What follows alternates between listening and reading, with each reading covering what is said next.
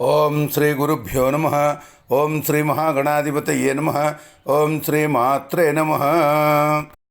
జనవరి 14వ తేదీ యొక్క పంచాంగానికి స్వాగతము. శ్రీ శార్వరీనామ సంవత్సరము, ఉత్తరాయణము, హేమంత ఋతువు, పుష్యమాసము, శుక్లపక్షము.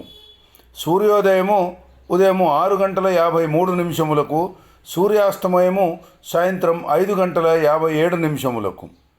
తిథి పాడ్యమి ఉదయం 9:03 వరకు. తర్వాత విద్య. వారము గురువారము అంటే బృహస్పతి వాసరే. నక్షత్రము శ్రవణ నక్షత్రము ఉదయం తెల్లవారు 4:57 వరకు. వర్జ్యము ఉదయం 9:06 నుండి 10:43 వరకు. దుర్ముహూర్తము ఉదయం 10:34 నుండి 11:18 వరకు. తిరిగి మధ్యాహ్నము 2:59 నుండి 3:44 వరకు. రాహుకాలము మధ్యాహ్నము 1:30 నుండి 3 గంటల వరకు. యమగండము ఉదయము 6:53 నుండి 8:16 వరకు. గుళిక కాలము ఉదయం 9:39 నుండి 11:02 వరకు. బ్రహ్మముహూర్తము తెల్లవారు 5:17 నుండి 6:05 వరకు. అమృత ఘడియలు సాయంత్రం 6:50 నుండి 8:24 వరకు. అభిజిత్ ముహూర్తము మధ్యాహ్నము 12:03 నుండి 12:47 వరకు. ఈరోజు విశేషము మకర సంక్రాంతి, పొంగల్, ఉత్తరాయణము ప్రారంభము. ఇది జనవరి 14వ తేదీ యొక్క పంచాంగము.